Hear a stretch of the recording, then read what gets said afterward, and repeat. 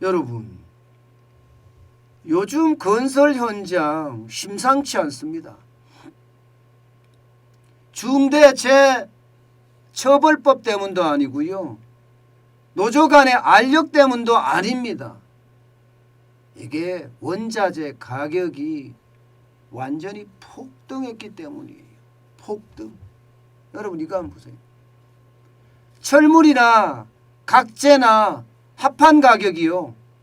전년 대비해서 50%나 상승했습니다. 50%. 엄청나게 상승한 거죠. 말이 50%지 여러분. 50%는요. 이것은 시장이 제대로 형성되지 못하는 가격이에요. 그만큼 말입니다. 엄청나게 올라갔어요. 게다가 말입니다. 이렇게 한 제품만 올라가는 것이 아니라 여러 제품이 동시에 올라갑니다. 이렇게 여러 제품이 동시에 가격이 폭등하는 것은요. 35년 만에 처음이라고 하네요. 35년 만에. 그만큼 가격이 엄청나게 올라갔다는 뜻이에요. 여러분 이걸 한번 보세요.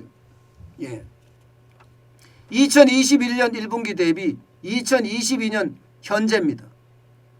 건설 자재들 철근만 하더라도 톤당 70만 원 하던 것이 99만 1,000원까지 올라갔죠. 시멘트도 톤당 7만 5천 원 하던 것이 9만 3천 원까지 올라갔습니다. 알루미늄도 제곱미터당 4만 3천 원 하던 것이 6만 5천 원까지 올라갔고요. 내장재 목재도요. 9만 7천 원 하던 것이 이게 평당입니다. 평당. 15만 5천 원까지 올라갔어요. 하나만 올라간 것이 아니라 그야말로 모든 게 올라갔습니다. 모든 게. 이 모든 게 올라가니까 이게 이제 문제가 생기기 시작하는 거예요. 건설 현장에서. 주로 말입니다. 여러분.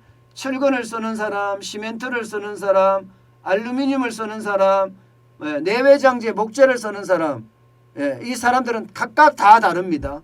이들을요 전문건설업체라고 합니다. 일반적으로요. 철근을 주로 하는 데가 철근 콘크리트 연합회도 있지만 이게 전문건설업체거든요. 그런데 이 전문건설업체들 모두가 하는 말이 말입니다. 이대로는 못한다. 지금 전문건설업체들이 하청업체니까 원청업체한테다가 올려달라. 가격을 안 올려주면 더 이상 일을 할 수가 없다. 이렇게 공문까지 보냈습니다. 공문까지. 더 이상 할 수가 없다. 생존을 위한 분쟁이다. 이렇게 분쟁. 분쟁이라고까지도 이야기합니다. 그만큼 말입니다. 이게 건설 자재 가격이 그 어떤 때보다 많이 올라갔다는 뜻입니다. 어디 것뿐입니까? 여러분 인건비 보세요. 인건비도 날로 올라갑니다. 날로. 2021년 1월에 21만 9,213원이었던 것이 2022년 1월에는요. 23만 1,044원까지 올라갔습니다. 게다가 사람 구하기도 못해요. 이게 말입니다. 여러분. 건설 현장에서 일하는 사람들 일본 말이긴 하지만 제가 한번 쓸게요. 그냥 시로도라고 하죠. 시로도. 초짜들. 시로들들도요. 요즘 일하려고 해도 일할 금방 일할 수 있다고. 건강만 좋으면 초짜들도 일할 수 있다고 할 정도로 여기에는요. 외국인 인력들이 싹 빠져나갔습니다. 여기에 특히 말입니다. 조선족이나 중국 인력들이 많았거든요. 중국 인력들이 요즘 배짱입니다. 대한민국에서. 대한민국 배짱 부리면서요. 계속 올려달라. 너네 최저임금 올랐잖아. 올랐으니까 올란 만큼 올려줘.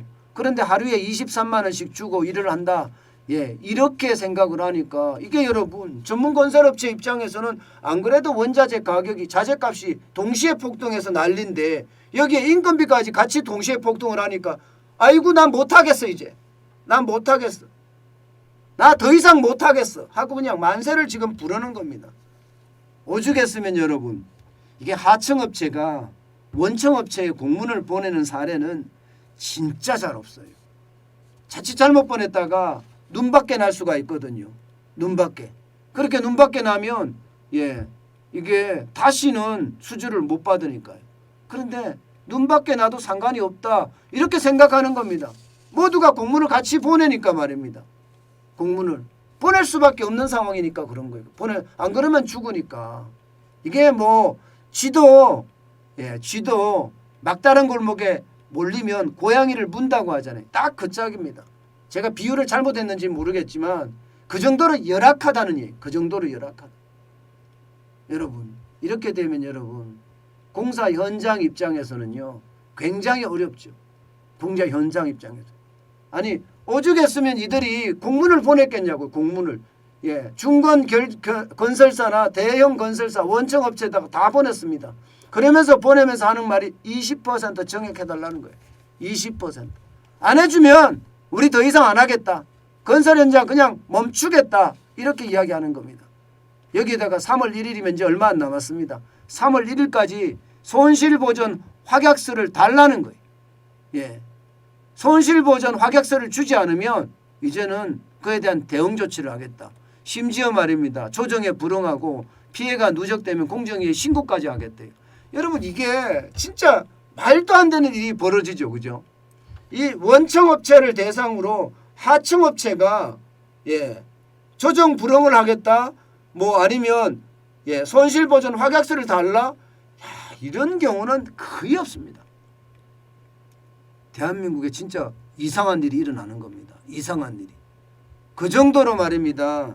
건설 현장에서는요. 지금 전문건설업체들이 죽어나가고 있다는 이야기예요. 문제는 이렇게 됐을 경우 여러분. 이렇게 됐을 경우 결국은 다 오른다는 거잖아요. 인건비도 오르고 자재도 오르고 그러면 건설 단가는 더 올라가겠네요. 건설 단가가 더 올라가면 아파트를 지을 때는 분양가가 올라가겠죠. 분양가가. 지금 올라갈 수밖에 없는 구조가 됐어요. 그래서 많은 전문가들이 이야기하기를 올해 집값 떨어진다 하더라도 이게 급격하게 떨어질 일은 없을 거다. 왜냐하면 워낙 원자재 가격이 올라가고 인건비가 올라가서 건설 아파트를 짓는 비용이 많이 들어가기 때문에 떨어져도 한계가 있다. 뭐 이런 이야기까지 하는 것도 어쩌면 당연한 이야기로 들립니다. 그만큼 말입니다. 그만큼 지금 건설 현장에는 최악의 상황으로 가고 있다는 거예요. 게다가 전문건설업체들이 하나같이 더 이상 못하겠다. 이렇게까지 나오니까 거기에 대한 충격이 아마 시시각각 우리 경제 전체로도 파괴 효과가 있지 않을까. 저는 그렇게 생각을 합니다.